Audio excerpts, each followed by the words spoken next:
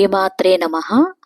రోజు 3 శ్లోకాలు చొప్పున సౌందర్యలహరి అందరం నేర్చుకుందాము. నేను 3 శ్లోకాలు పాడి వినిపిస్తాను. ముందుగా ధ్యాన శ్లోకము. ఐంకార హ్రీంకార రహస్యయుక్త శ్రీంకార గూఢార్థ మహావిభూత్య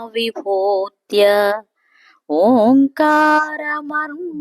ప్రతిపాదినిభ్యాం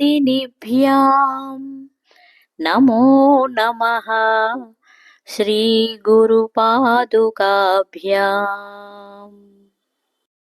ధునోతు ధ్వాంతం నస్తులితదళితేందీవరవనం ఘనస్నిగ్ధం చలక్ష్ణం చికురనికురంబం తవ శివే.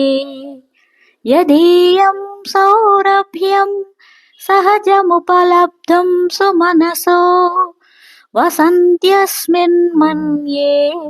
బలమథనవాటీ విటపినాం.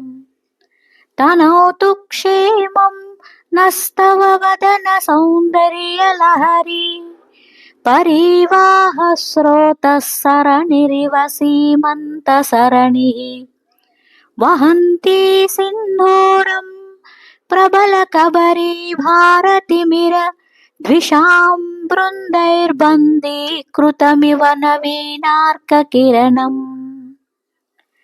అరాళైః స్వాభావ్యాదలికలభసశ్రీభిరలకైః పరీతంతే వక్త్రం పరిహసతి పంకేరుహరుచిం.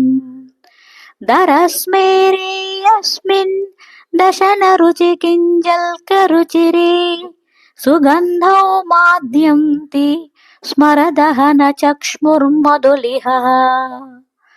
శ్రీమాత్రే నమః.